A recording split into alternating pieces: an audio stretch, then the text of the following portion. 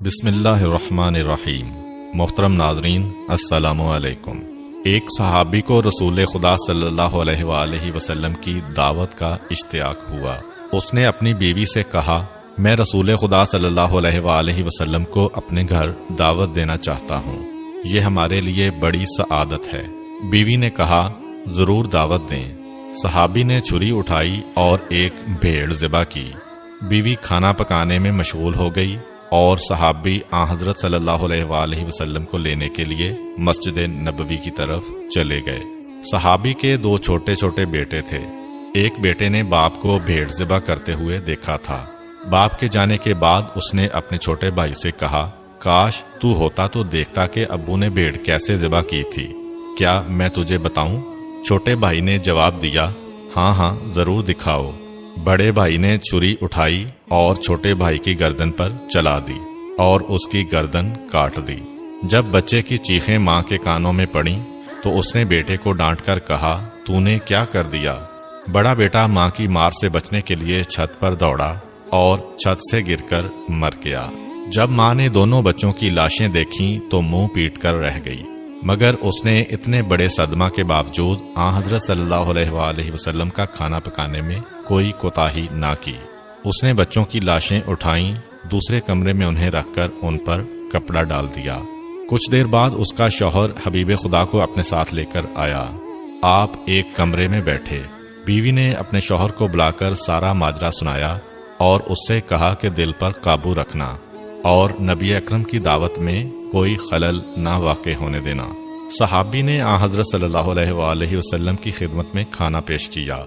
ابھی آپ نے لقمہ توڑا تھا کہ جبریل امین علیہ السلام آپ پر نازل ہوئے اور کہا کہ آپ اپنے میزبان سے کہیں کہ میں اس وقت تک کھانا نہیں کھاؤں گا جب تک تیرے بیٹے یہاں آ کر نہ بیٹھیں گے۔ نبی اکرم نے میزبان سے فرمایا، اپنے دونوں بیٹوں کو بھی یہاں بلا لو۔ میزبان نے کہا، یا رسول اللہ، دونوں بچے ہیں، وہ کھیلنے کودنے کے لیے باہر گئے ہوئے ہیں، وہ پتہ نہیں کب واپس آئیں، آپ بسم اللہ کریں اور کھانا کھائیں۔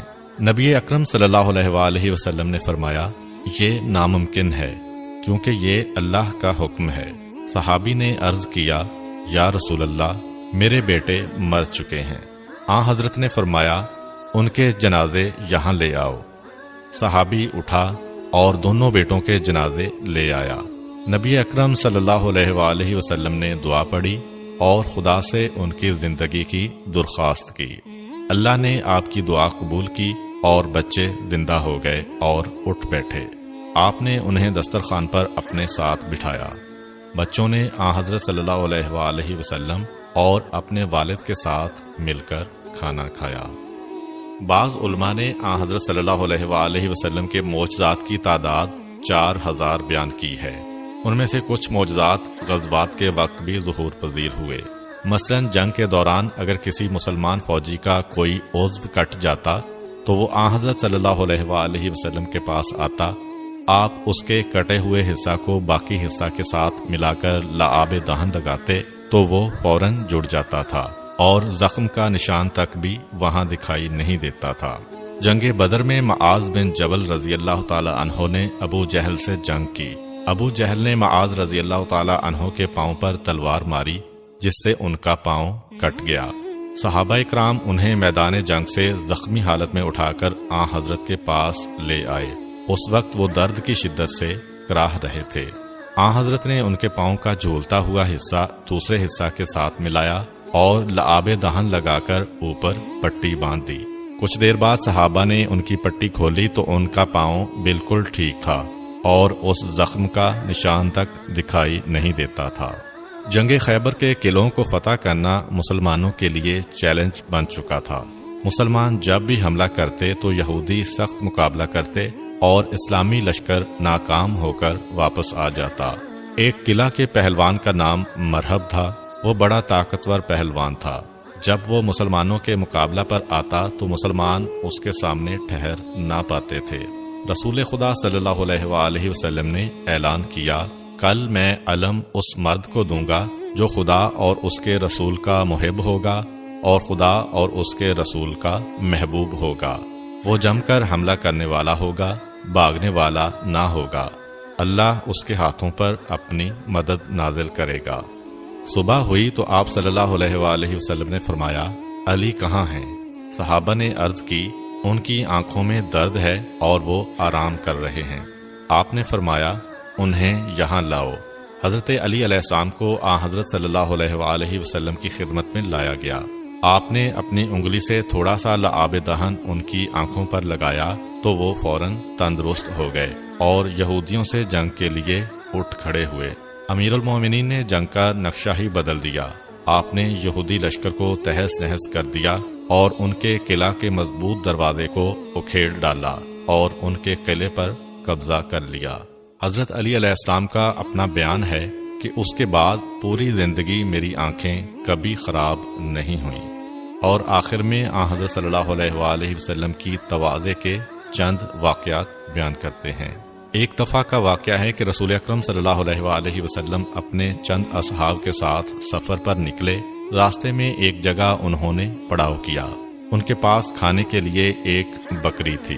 صحابہ میں سے ایک نے کہا، میں اسے ذبح کروں گا۔ دوسرے نے کہا، میں اس کی کھال اتاروں گا۔ تیسرے نے کہا، میں اس کا سالن تیار کروں گا۔